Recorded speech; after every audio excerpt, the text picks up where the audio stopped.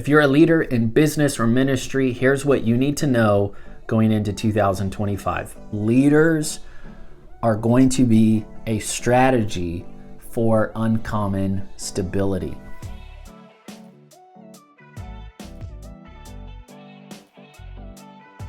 So this is what you need to know. Your responsibility is to future-proof your leadership, your team, your business, your ministry for the challenges ahead. Here's what I mean. If you're a leader, you need to realize no one is coming to help you, but everyone is coming to get help from you. So how are you preparing for those kinds of pressures? Now, I'm not saying this in such a grim way. No one is coming to help you.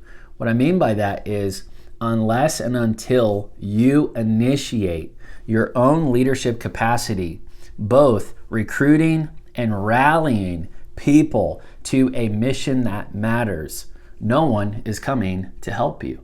But when you can rise to the occasion based on your preparation, you will have an oasis for your industry, for your ministry, where people who have skills, who have your values, who have the drive to get involved, to help, to serve, to make a difference, they are going to find you. But it's not because you're sitting and waiting based on learned helplessness for things to get handed to you. It's because you are learning the skills that actually create that environment where people thrive.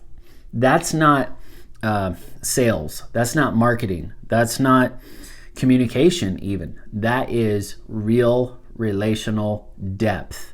It's the ability for you and I to grow in our leadership capacity, so that way we can initiate and collaborate with great people. When we grow, the team grows. When we grow, the business grows. When we grow, the ministry grows. And so you have to future-proof your leadership so that way you're not playing too small in the name of staying safe, but you're actually growing your capacity, allowing more people to come in to your sense of territory.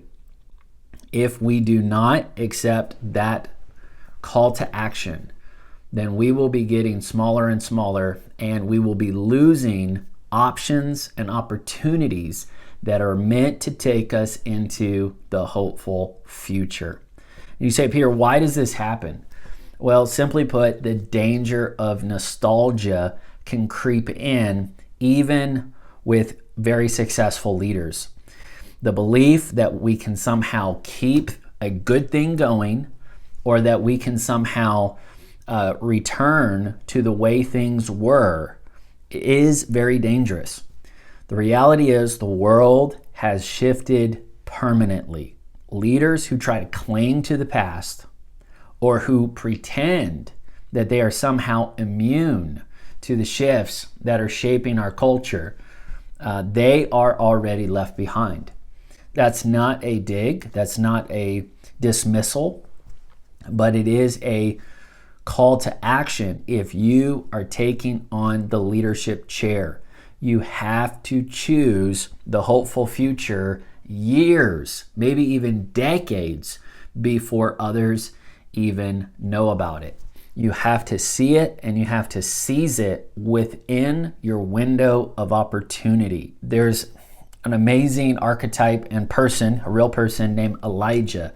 He's recorded in the Bible, and there's this point where he needed personal provision.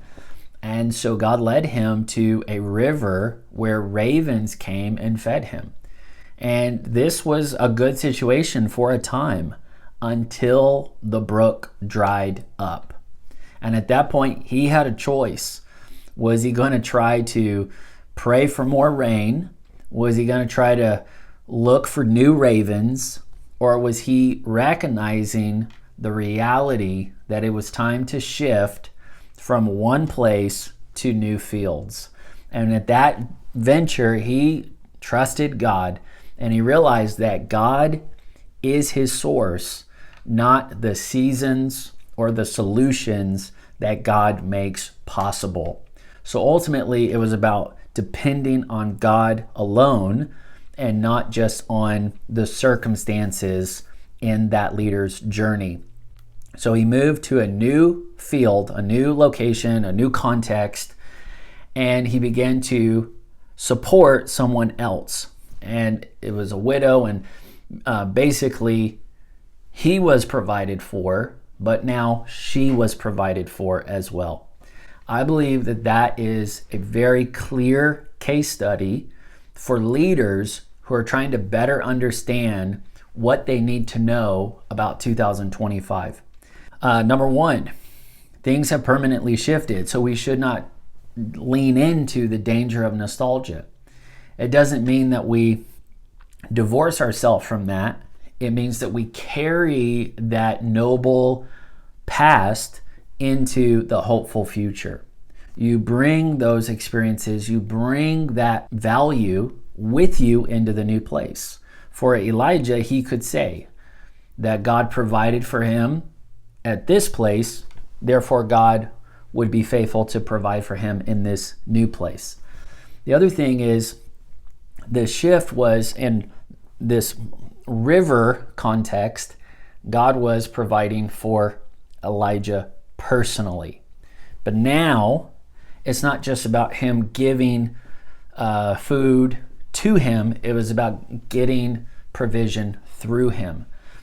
The mindset shift that Elijah needed was he had to be willing to expand his capacity to take on other people. And that was actually part of God's plan, because without that partnership, both would have died. I think there's a huge opportunity for business leaders and ministry leaders.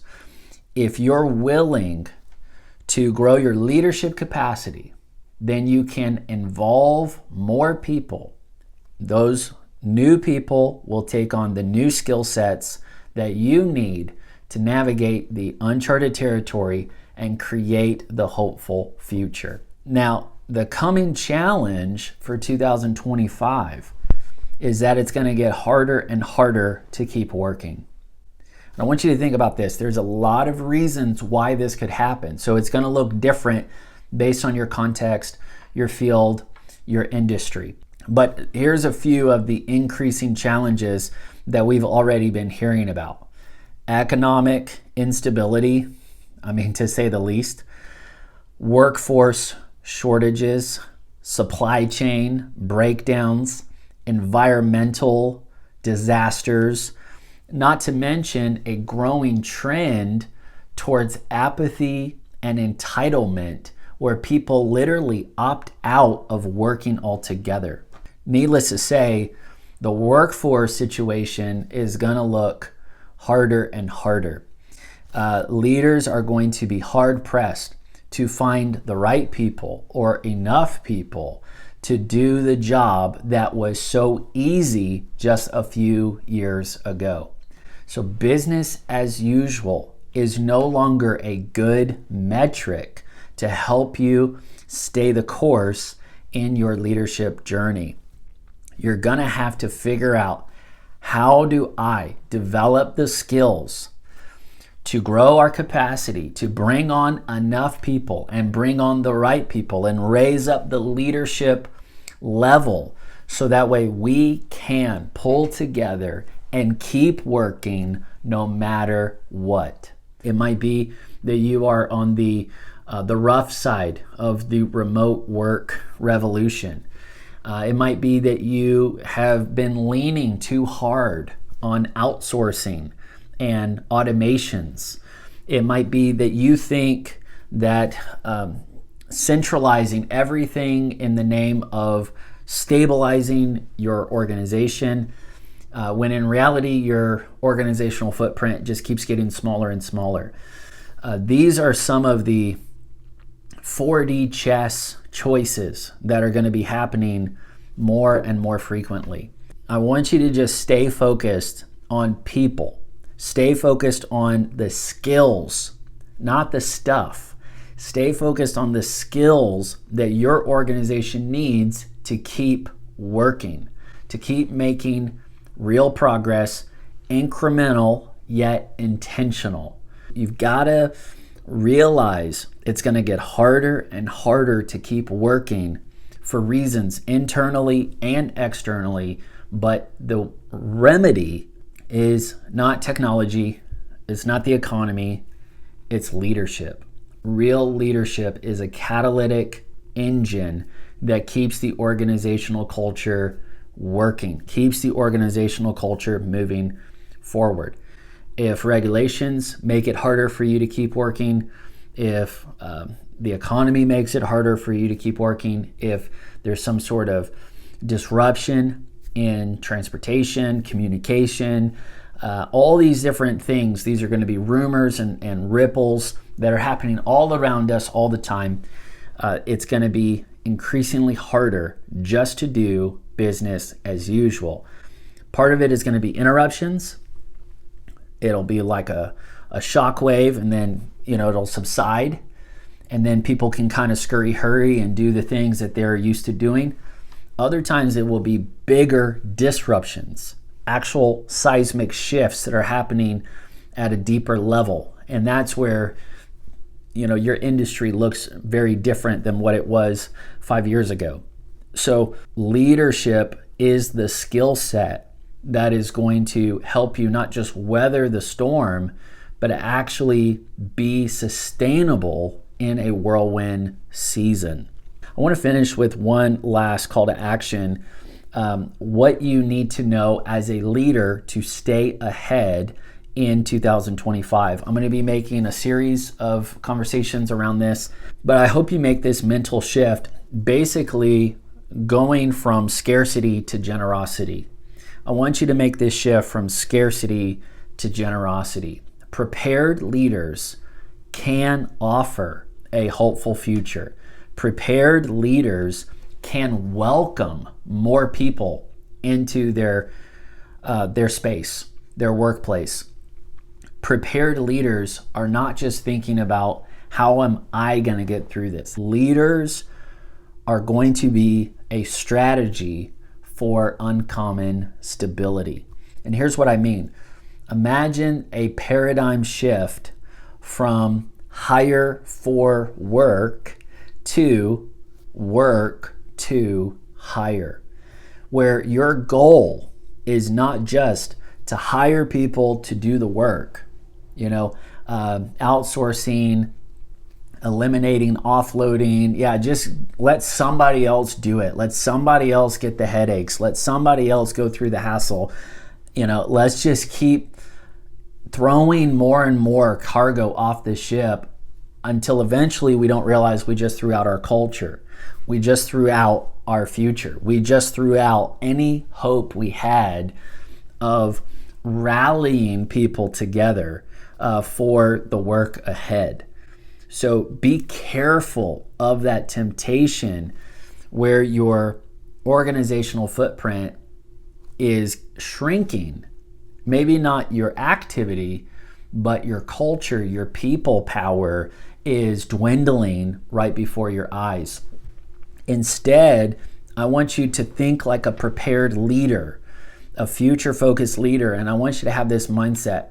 I get the opportunity to hire more people, to employ and empower more people as a means of bringing stability to my area, as a means of bringing stability to my industry, as a means of bringing stability to my community. And that's a big leap, right? That is a sacrificial move. Hopefully it's a strategic move. I believe that we're going to see more leaders grow in their impact and their influence and their income because they're willing to level up their leadership, taking on more people without the drama and the trauma because they are able to do so. A lot of people, they're doubling down on sales and marketing. They're doubling down on all kinds of routes that they want to take, but they don't have the leadership skills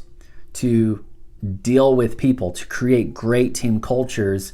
And because of that, even the big giant organizations are imploding because the workforce is being challenged. Your network really is stronger than your net worth going into 2025. So leaders must scale their relational and their organizational capacity. So the antidote to the apathy in the workforce and the atrophy in the organizations is going to be leaders who are rising to the occasion, and they're offering people an invitation to do meaningful work. You can learn the skills here. You can grow your character here. You can grow your capacity here. You can grow your income here. This will be a strategy for your stability, for your family stability, for the region stability. Leaders who can not just create jobs, but create leaders in these different fields. They are going to be the ones who have the strategic advantage, honestly, for the future.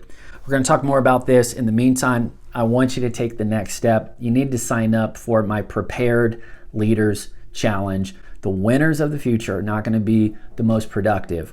The winners of the future are going to be the most prepared. So get prepared now. Get prepared to level up as a leader. Get prepared to rally a team of leaders, and get prepared to launch your leaders into new fields. You can click the link below. You can join the next available Prepared Leaders Challenge. Remember, the future has so many fields waiting on you, so prepare to go there.